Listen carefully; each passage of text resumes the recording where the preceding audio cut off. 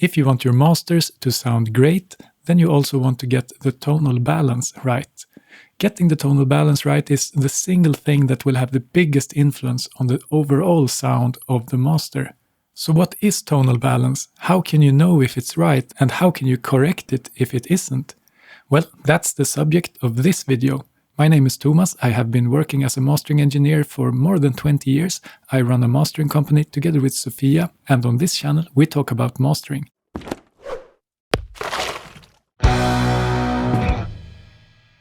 So what is tonal balance? Well, the tonal balance describes the amount of lows, mids and highs that is in the master. If the tonal balance is right, then there is enough, but not too much, of information in all the frequency areas. The master sounds balanced. But if the tonal balance is off, then the master might sound too bright or too boomy or too thin or too muddy or in some other way that is not quite right. A concept that is closely related to tonal balance is translation. A master that has good translation will sound good on most playback systems. The difference between tonal balance and translation is that tonal balance mainly describes the overall balance between the different frequency areas, while translation also includes things like dynamics and transients and stereo imaging and harmonic content and so on. But in order to have a good translation, then you will usually also need to have a good tonal balance. So how do you know that the tonal balance is right? Well, it's all about the expectations of the listener. How much lows, mids and highs is expected from this kind of song in this genre and in this context. A metal song, for example, would in general have more intense high mids compared to an R&B song, which would probably have more energy in the low end instead. And this makes it more or less impossible to assess the tonal balance by using a spectrum analyzer, because there is no simple target curve to aim for that will give you the correct tonal balance for any specific track. As with most things in music production, you will get the best results by using your ears. And hearing the tonal balance ultimately comes down to experience.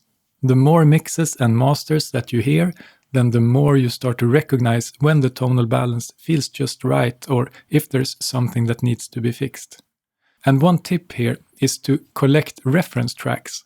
When you hear a song that sounds amazing to you, make sure to add it to your list of great sounding reference tracks. Then, whenever you are in doubt about the tonal balance of a mix or a master, then you can go and have a look at your reference tracks and see if you can find something in the same genre with a similar arrangement. And make sure to compare your mix to the reference track using loudness matching. This is very important since it's more or less impossible to compare the tonal balance of two tracks if they are at different loudness levels. When you compare your song to one or several reference tracks, then you will more easily hear how a listener will perceive your track. If your song, for example, has less bass than other similar tracks in the same genre, then your song will likely be perceived as thinner by a casual listener. And maybe this is exactly how you want your music to be perceived, or maybe it isn't. So, how can you adjust the tonal balance? I will usually set the overall tonal balance by using an equalizer with wide filters to gently increase or decrease the energy in larger frequency areas. And this is a great way to set the overall tone of a master, and it will often be a big improvement to a mix that has a tonal balance that is a bit off. I will usually have a Q value of something like 0.5 or 0.6 and keep the gain within plus minus 2 dBs. That's a good starting point and rule of thumb. We have a video about matching your master to a reference track using your ears, and in that video we present a simple but very effective method to get the overall tonal balance right. Sometimes there are more specific reasons as to why the tonal balance doesn't sound quite right.